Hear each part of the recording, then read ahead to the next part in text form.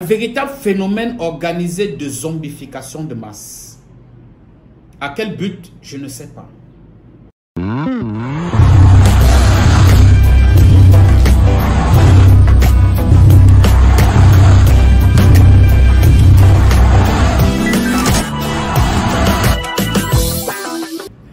Bonjour, bienvenue dans la chronique de Romaric Téné. Aujourd'hui, nous parlerons des faits de société. Aujourd'hui, nous parlerons de Kangoka. C'est cet événement qui fait l'actualité en ce moment au Cameroun. Avant toute chose, il est important de planter le décor en vous donnant de façon explicite une brève description de Kangoka. Kangoka, créé par son promoteur appelé Chris Ndikumana, provient d'un nom de famille d'origine rwandaise. Kanguka, d'après Google, qui signifie « réveille-toi ». Kanguka est une émission à la base pour réveiller spirituellement les chrétiens afin de permettre au Saint-Esprit de réaliser la volonté de Dieu. Alors, si Kanguka est une émission, quel est le support de communication que ce promoteur utilise pour prêcher son évangile? Il utilise naturellement une application et un site internet, kanguka.com, ou une application que vous pouvez retrouver sur Play Store ou sur Apple Store. Il est important maintenant de savoir quel est le véritable but ou alors quel est le véritable objectif de ce homme de Dieu jusqu'ici. D'où vient sa création? Je vous dirais que Kanguka, pour moi, est une entreprise fondée par un homme d'affaires avec pour ligne éditoriale la Bible, avec pour ligne éditoriale Jésus. Dernièrement, dans notre pays, au Cameroun, nous avons vu ce monsieur drainer des foules. Nous avons vu ce monsieur drainer pratiquement 5 000 à 10 000 Camerounais venus de partout des 10 régions du Cameroun pour venir l'écouter. Cela a attiré mon attention. Je me suis demandé de quoi il s'agit exactement. Parce que à la base, moi, je ne le connaissais pas, je ne le suis pas. Alors je me suis demandé qui est ce monsieur, que recherche-t-il réellement au Cameroun?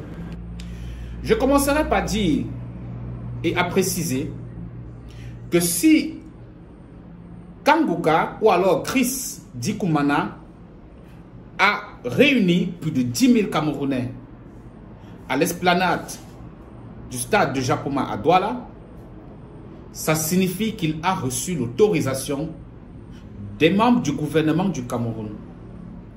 Ça signifie qu'il a reçu l'approbation du gouvernement camerounais. Ça signifie que le gouvernement camerounais approuve son activité.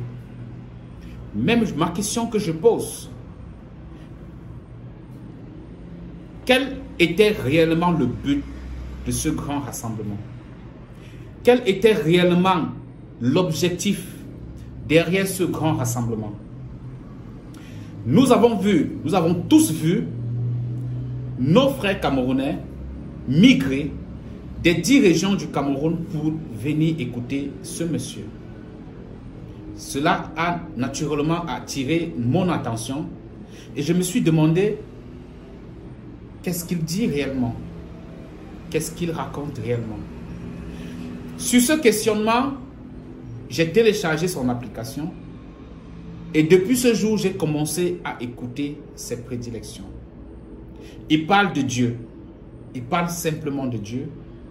Il prêche l'évangile à travers son application. Donc, je résume que Chris Ndikumana, à côté d'être un homme de Dieu, ayant une application sur Internet, un site Internet, est un homme d'affaires, est un businessman. Pourquoi il est un homme d'affaires et pourquoi il est un businessman? Je m'explique. Il est un homme d'affaires Parce que déjà à la base, son projet a été financé par un homme d'affaires. Ça veut dire, Monsieur Romary Téné que je suis, je trouve intéressant une affaire, j'apporte mes moyens à cette affaire et j'attends tout simplement un retour sur investissement. Je reprends. Monsieur Romary Téné que je suis, je découvre une affaire que je juge intéressante et j'apporte les moyens pour que cette affaire fonctionne et j'attends ce qu'on appelle un retour sur investissement. Après enquête, dans le cadre de ce grand rassemblement qui a eu lieu du côté de Japoma, j'ai dû entendre qu'il n'a pas demandé de l'argent. J'ai dû entendre qu'on ne payait rien. J'ai dû entendre qu'il a d'abord averti que si quelqu'un vous demande quoi que ce soit, dites que je ne demande rien. Je ne demande rien. Je le fais pour Dieu. Tout ce que je fais, c'est pour Dieu. Je ne veux rien. C'est beau. C'est très beau. Mais nous savons tous que nous ne faisons rien pour rien dans cette vie. Nous ne faisons rien pour rien dans cette vie. Il n'y a rien qui existe pour rien dans cette vie. Il n'y a rien qui existe pour rien dans cette vie. Qu'est-ce qu'il a donc gagné si pour le rencontrer, qu'est-ce qu'il a donc gagné si pour avoir écouté ses prédilections, vous n'avez pas payé ne serait-ce qu'une somme pour entrer dans son église? Si vous n'avez ne serait-ce que pas payé une bouteille d'eau, si vous n'avez au moins pas payé un de ses livres, je ne sais pas. Qu'est-ce qu'il a donc gagné s'il ne vous a rien demandé? Qu'est-ce qu'il est donc venu chercher au Cameroun? Qu'est-ce qu'il est réellement venu chercher au Cameroun en ce moment de fin d'année? Vous savez, dans le monde du spiritualisme, les fins d'année déterminent les périodes les plus dangereuses. Vous devez tous le savoir. Qu'est-ce qui a donc été sa véritable motivation pour venir au Cameroun, réunir 10 000 Camerounais et leur dire ce que beaucoup disent?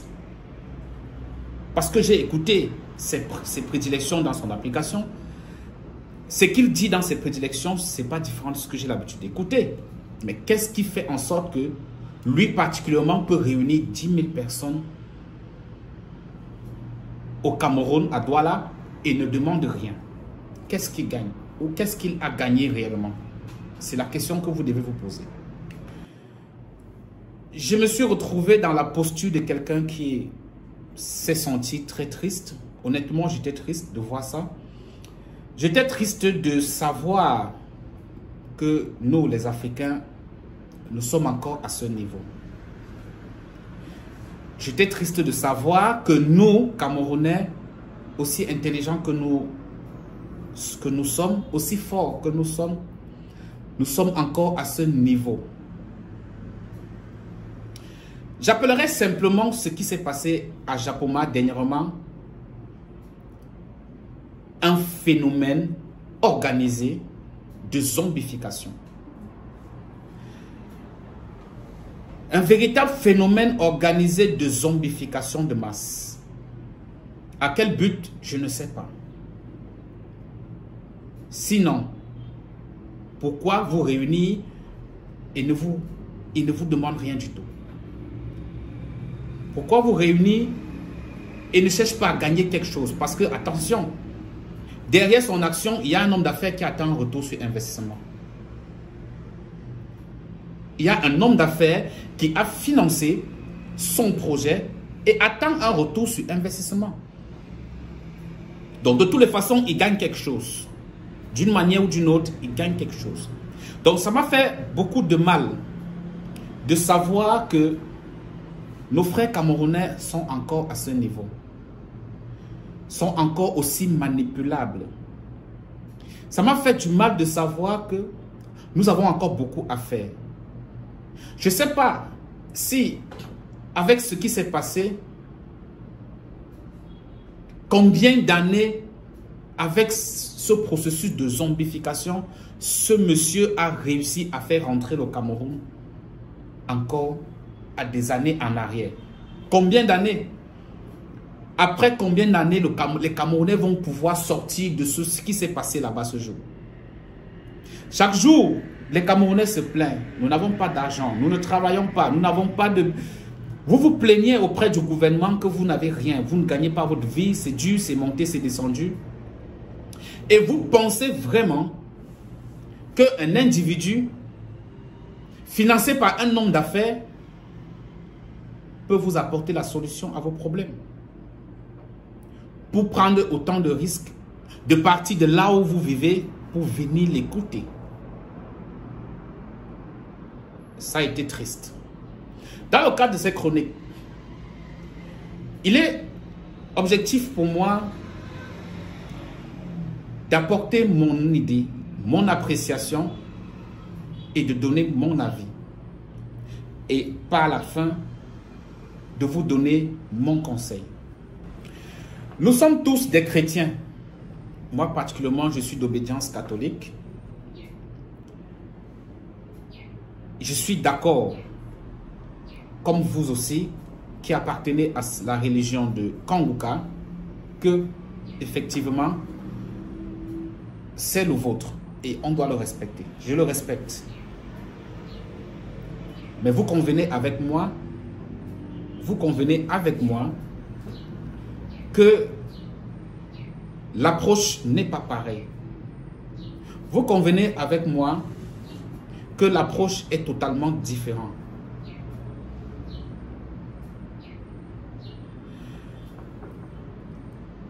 Est-ce nécessaire réellement pour un pays en sous-développement comme le Cameroun d'accorder beaucoup de temps à la prière? Je pose la question. Est-ce nécessaire réellement dans un pays comme le Cameroun où les gens manquent d'eau, manquent de lumière, manquent de route, il n'y a rien, tout est à refaire. Tout est à refaire. Vous pensez vraiment que dans un pays comme le Cameroun, il est nécessaire d'accorder beaucoup de temps et de sacrifice, autant de sacrifice et de temps à la prière ou alors aux prédictions de quelqu'un qui est là pour faire son argent? Est-ce que vous savez que avec ce que nous avons à faire, le Cameroun a construit tout ce que nous avons à faire, 30 minutes pour discuter avec son Dieu suffit largement. 30 minutes par jour. 30 minutes par jour. Ou pour ceux qui sont trop occupés, 20 minutes à 10 minutes. Vous discutez avec votre Dieu, vous lui dites de vous donner sa bénédiction et vous partez chercher la vie. Jamais, au grand jamais, un individu ne va vous donner la vie.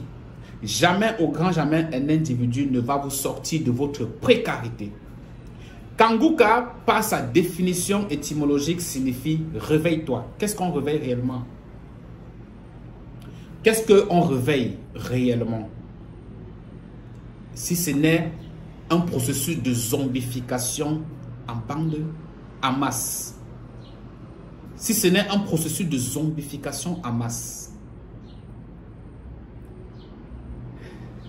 Si ce n'est un processus à travers lequel on vous réunit, on récupère vos âmes et on les contrôle.